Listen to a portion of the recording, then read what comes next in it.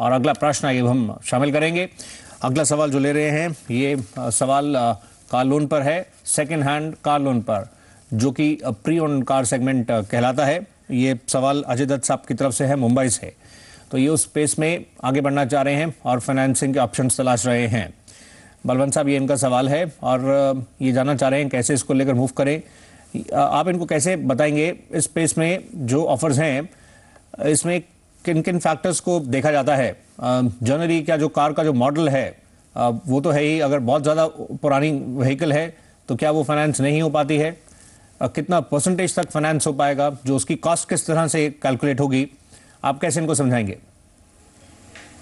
देखिए सौरभ जी, ऐसा है कि यूज्ड कार का जो सेगमेंट है उसमें नॉर्मली वैसे ऐसा परसेप्शन है कि जो रेट ऑफ इंटरेस्ट है वो ज़्यादा है, और वो परसेप्शन कुछ हद तक सही है, पर कुछ पीएसयू बैंक्स हैं वो सेम रेट ऑफ इंटरेस्ट पे लोन देती है।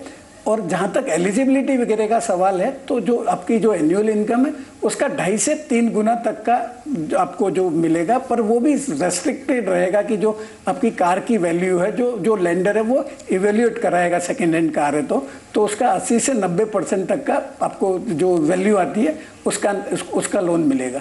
जी, और जिस तरह से जो ऑफर्स आप बता रहे हैं, जनरली एक जो हम देखें जब कंपैरिजन में एक नए व्हीकल के उसकी तुलना में सेकेंड हैंड में जो रेट ऑफ इंटरेस्ट जिसका आप मेंशन कर रहे थे वो कई सारे केसेस में ज़्यादा भी है, मतलब कुछ में ऑलमोस्ट उसके लेवल्स में हो, लेकिन अगर आप ओवरऑल मार्केट में देखें तो आप इस ट्रेंड को किस तरह से एनालाइज करना चाहेंगे?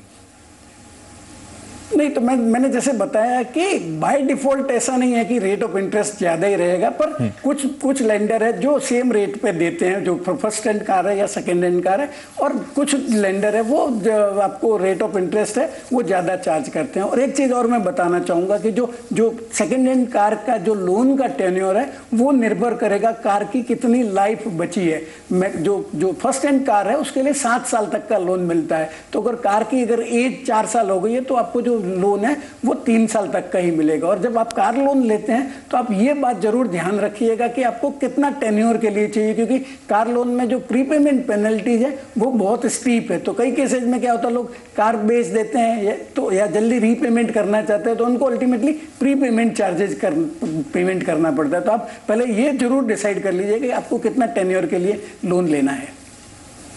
जी, तो इस तरह से आप इसको लेकर आगे बढ़िए। ये सेकंड हैंड जो कार मार्केट है उसके जो ऑफर्स भी रहे हैं जो इस समय मार्केट में है वो भी स्क्रीन पर हमने रन किए हैं और उसके अकॉर्डिंगली आप इस पर कॉल ले सकते हैं। अगला प्रश्न आइए लेते हैं।